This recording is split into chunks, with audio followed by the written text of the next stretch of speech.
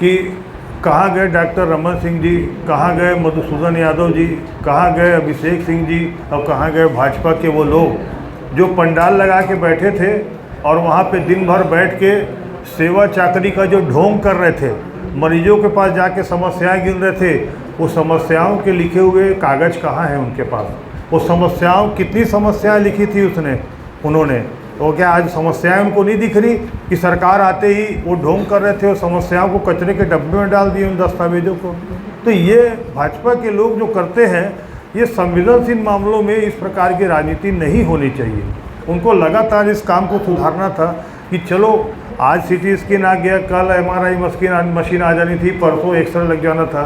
1 साल बाद आज ये स्थिति है। इसके लिए हमने तय कर लिया है कि मेडिकल कॉलेज को बिल्कुल हम ये मामला जो है, जब तक के लोगों को यहाँ पर ये ठीक नहीं हो सकते, यहाँ पर जब तक के यहाँ जो दुविधाएं हैं, सुविधाएं नहीं हैं, उसके लिए हम लगातार जनहित में प्रयत्न जारी रखेंगे।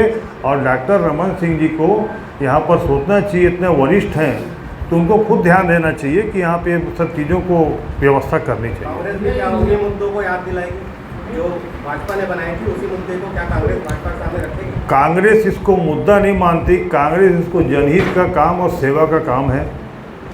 राजनीति और मुद्दे अपनी जगह होते हैं, शब्दों के हेर फेर में ये मुद्दे कहला जाते हैं, लेकिन ये एक सेवा का काम है।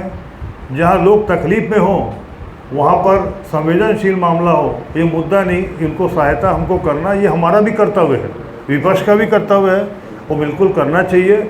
और ये बात निश्चित रूप से ठान लें डॉक्टर रमन सिंह जी, इनके लिए रैलियाँ भी निकलेंगी यहाँ पे, और इनके लिए जो नहीं हुआ वो भी हम करेंगे, और हर वार्डों में इनके पुतले भी जलेंगे। इनको याद दिलाया जाएगा कि जिन जनता ने तुमने आपको वोट दिया है, आज वहाँ से लोग यदि कोई तकलीफ़ में है, आज वो लोग अस्पताल जा रहे हैं और वो लोग इसी स्थिति में हैं, आपने ये रखा है, और आप यहाँ पर आए और राज्योत्सव का लोकार्पण करके, उद्घाटन करके, माला पहन के चले गए। पर आज ऐसा संवेदनशील मामला आया तो आपने फ़ोन में कह दिया, यहाँ पर आके बोल दिया कि हम यहाँ पर कमेटी बना देंगे।